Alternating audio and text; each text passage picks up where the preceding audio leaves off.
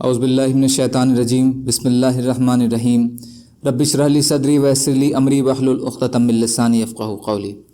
ریاض الصالحین حصہ اول، احادیث نبی صلی اللہ علیہ وسلم۔ تکلیفیں برداشت کرنے کا بیان۔ اللہ تعالیٰ فرماتے ہیں اور غصے کے پینے والے اور لوگوں کو معاف کر دینے والے ہیں، اور اللہ تعالیٰ نیک لوگوں کو پسند فرماتے ہیں۔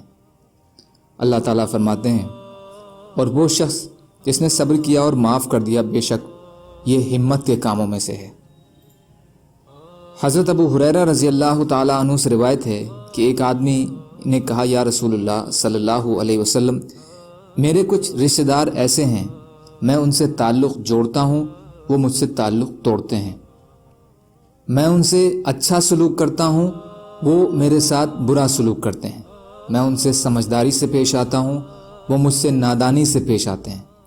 تو آپ صلی اللہ علیہ وسلم نے ارشاد فرمایا، اگر تو ایسا ہی ہے جیسا کہ تو نے بیان کیا ہے، تو مانو تو ان کے منہ میں گرم راکھ ڈال رہا ہے، اور جب تک تو ایسا کرتا رہے گا، اللہ تعالیٰ کی طرف سے تیرے ساتھ ایک مددگار رہے گا۔ مسلم شریف۔ فائدہ: اس آیت اور حدیث میں اس بات کی تاکید کی گئی ہے کہ اللہ کی رضا کے لیے لوگوں کی طرف سے پہنچنے والی تکلیفوں کو برداشت کیا جائے اور درگزر سے کام لیا جائے، کیونکہ اچھے اخلاق کی بہترین نمونے کی پیروی کا تقاضا یہی ہے۔ اللہ تعالیٰ نے فرمایا، اور جو اللہ کی محترم ٹھہرائی ہوئی چیزوں کا احترام کرے گا تو وہ اس کے لیے اس کے رب کے پاس بہتر ہے۔ اور فرمایا اللہ تعالیٰ نے، اور اگر تم اللہ کی مدد کرو گے، اللہ تمہاری مدد کریں گے اور تمہارے قدموں کو مضبوط کر دیں گے۔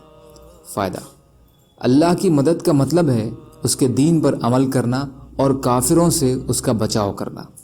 قدموں کو مضبوط کرنے سے مراد ہے جہاد میں تمہیں ہمت اور ثابت قدمی عطا کریں گے۔ اللہ تعالیٰ کہنے سننے سے زیادہ عمل کی توفیق عطا فرمائے۔ سبحان اللہ و بحمدہ، سبحانک اللہم و بحمدک، اشہد ان لا الہ الا انت، استغفرک و اتوب الیک۔ سبحان ربک رب العزۃ عما یصفون، وسلام علی المرسلین، والحمد للہ رب العالمین، برحمتک یا ارحم الراحمین۔ لا الہ الا اللہ محمد رسول اللہ۔